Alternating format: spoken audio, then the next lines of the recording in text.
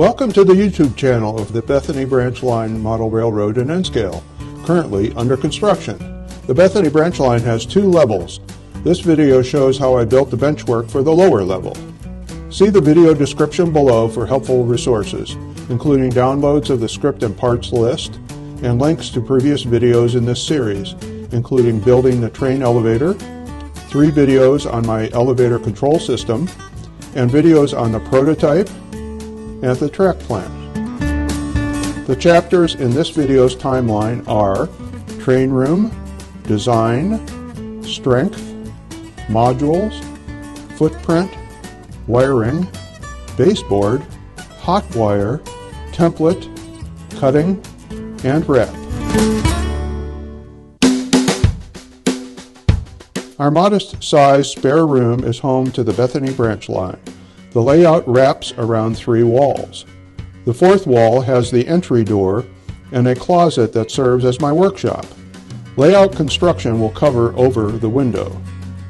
The layout is shaped in a folded dog bone, 140.5 inches wide by 84 inches deep. The maximum reach from the aisle to the backdrop is only 24 inches. The layout has 2 levels, 19.1 inches apart, for twice the fun. The lower level of the Bethany Branch Line, called the parade level, is where I'll assemble and store trains. It has a simple design, flat and level, with 5 continuous nested loops wrapped around the entire deck. All that's done to this point is the benchwork for the parade level. In this program, I'll show you how I constructed it. The upper deck, called the scenic level, features a dual main line over mountainous terrain with both point-to-point and continuous operation, with 4 stations, harbors, steel mill, engine terminal, and the branch line that gives the railroad its name. My inspiration for this prototype freelance layout is the West Virginia Northern Panhandle, circa 1926. Link in video description below to my video about the prototype. Space is at a premium in my small train room, so my elevator is the perfect solution for transferring trains between the parade and scenic levels. Links in video description below to videos on construction of the train elevator. I have 4 main goals for the design of my parade level benchwork. First, the benchwork must be strong. Second, the benchwork must be modular. Third, the benchwork must have a small footprint. And fourth, the benchwork must support the wiring. To achieve my first goal of making the benchwork strong but lightweight, I chose 1x3 inch poplar boards for the framing. Poplar is a semi-hardwood, even-grained, straight, and free of knots. Poplar wood is more expensive than pine, but it's worth the extra cost for its lightweight strength with no waste and no warping. My benchwork achieved my second goal of modular construction. I built several boxes in my wood shop and then brought them to the train room for assembly. The boxes are screwed together with these pocket screws with high torque square drive heads. I like pocket screws because of their built-in washers that bind to the wood surface without digging in. Where the screws need to be recessed, I countersunk the holes with this bit.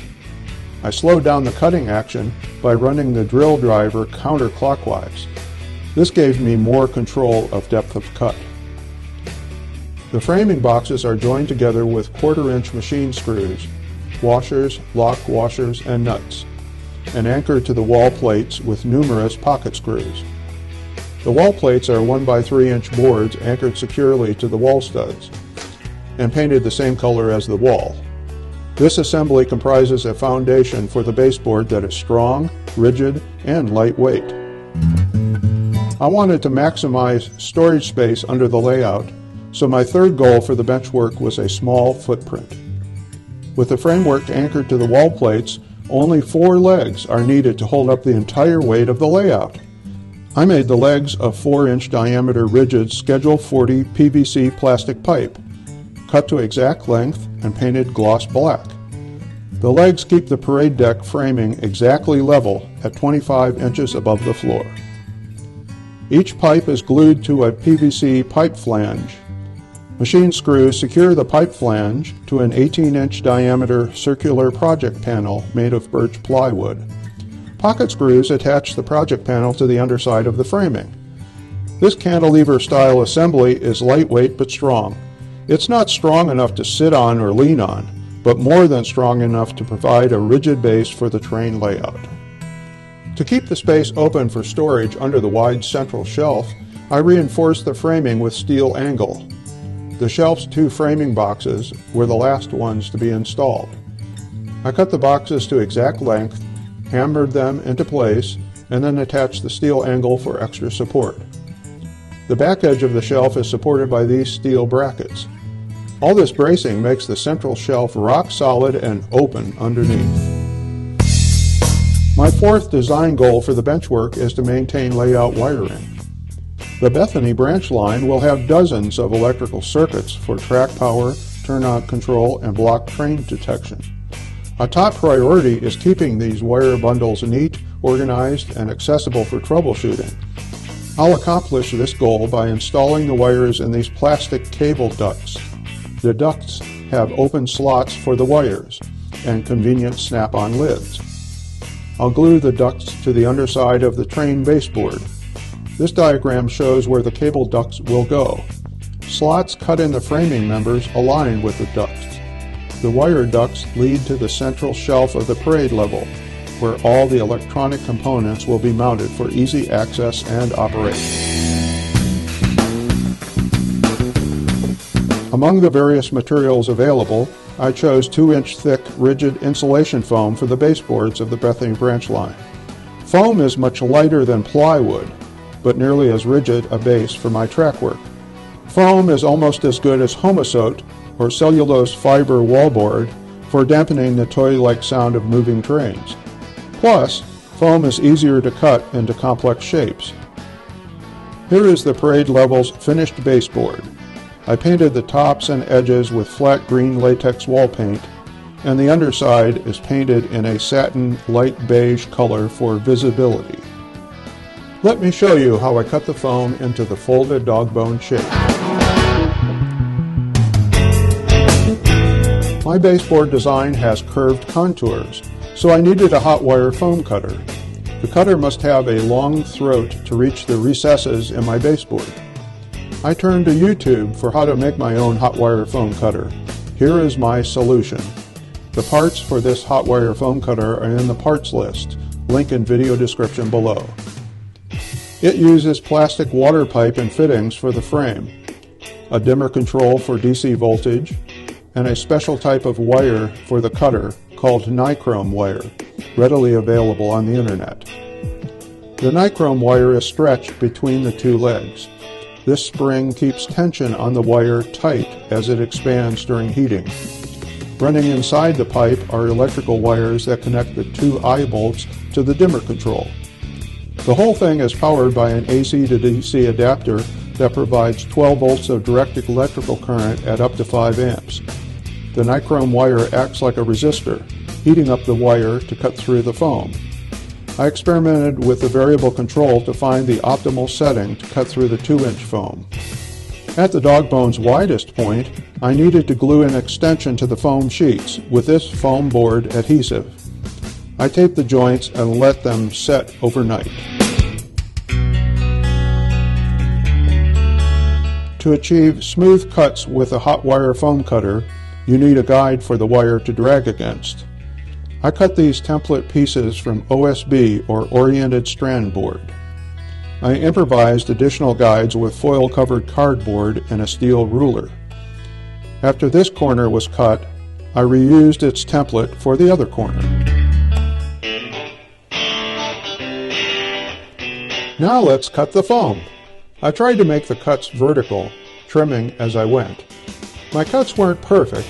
The foam edge is rough in places, but that's okay. Later I'll cover the edges with smooth hardboard fascia, painted black. At this point I had a minor setback. I snagged the nichrome wire on the wood template and the wire broke. That was an easy fix. I unplugged the hot wire cutter and installed a new piece of wire, this time cutting from the reverse direction to avoid the snag. I made the final cut on the left dog bone. Next, I sanded some of the rougher spots. Then I removed the template. The same cutting procedure was used for the rest of the baseboard. I'll fill in this gap with putty and sand smooth, and paint the edge green. The finished parade level baseboard looks smooth and elegant, a solid surface to begin laying track. I started by building framing boxes of poplar 1x3s, bolted the boxes together, and secured them to the wall plates. Minimized their footprint with 4 legs made of PVC pipe, conserving the storage space under the layout. With the frame set, I laid out 2-inch thick sheets of rigid construction foam, painted the tops and bottoms, positioned cutting templates, and used my hot wire foam cutter to shape the foam sheets. With the edges of the foam dressed, the parade level baseboard is ready for track laying. But wait, if I fasten down the parade level baseboard now, I won't be able to set up ladders later for installing an LED light grid up high to illuminate the scenic level. Therefore, the scenic level LED light grid is my next project for the Bethany branch line in N-Scale. Stay tuned for further developments. And as always, thanks for watching.